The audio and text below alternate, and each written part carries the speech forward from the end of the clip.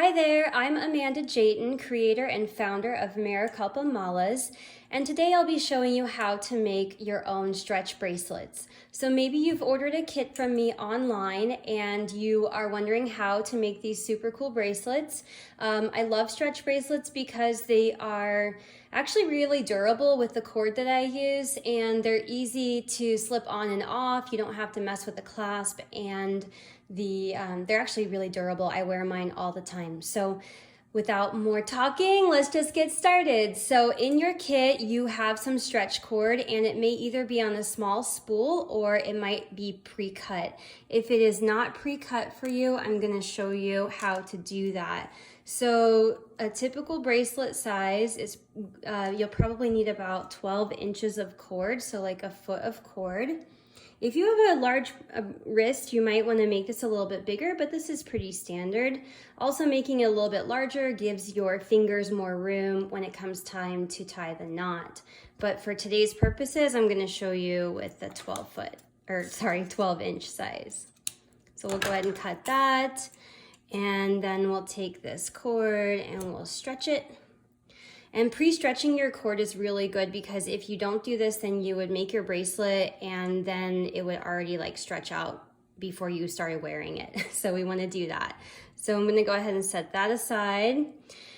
And also, you should have plenty of beads in your kit. I'm doing this on a kitchen towel today because maybe you don't have a bracelet making tray, and this is a good solution if you don't. So pretty easy. So I'm gonna go ahead and line out about 7 inches. We're gonna try that, about 7 inches of beads.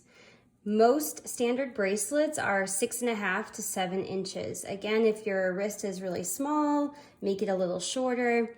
If your wrist is larger, make it a little wider. We also want to plan for our charm and our knot cover. So in your kit, you would have received something like this that basically it has a large hole in it and it's decorative. So that's what we use to cover up the knot. And we want to place it at the end, because when we string these beads, we're going to string all of them on and we'll add the charm, and we'll try to plan for that to be somewhere in the middle. And at the very end, when we tie the knot, we're gonna slip that right over it, and I'll show you all that too. So let's go ahead and make sure that this is even, or as even as we can get it. So we'll do a quick count.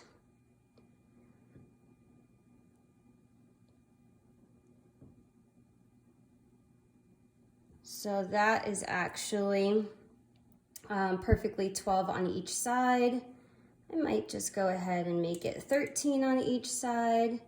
And I'll move my measuring tape. So yeah, that's probably gonna be the right size.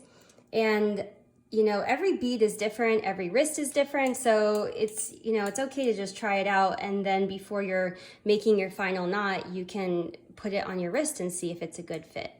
So we'll go ahead and start stringing the beads. Now, the technique here is we can go ahead and start with our knot cover. And you're gonna notice that I am gonna try to keep this string and all the beads on the towel. And the reason for that is we don't want them to fall all over.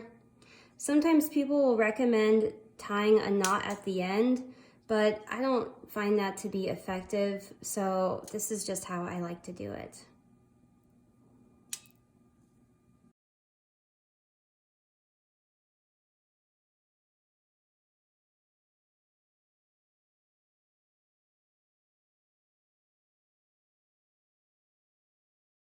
Okay, so now we have strung the knot cover, all the beads, and the charm is placed in the middle, and we're ready to go ahead and tie this up.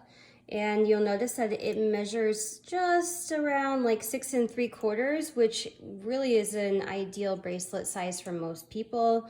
Again, you can make it smaller or larger as you need. We're gonna go ahead and tie the knot now. So we'll carefully pick this up. Give it one last little stretch. And this is called a square knot, just like if you were tying your shoes.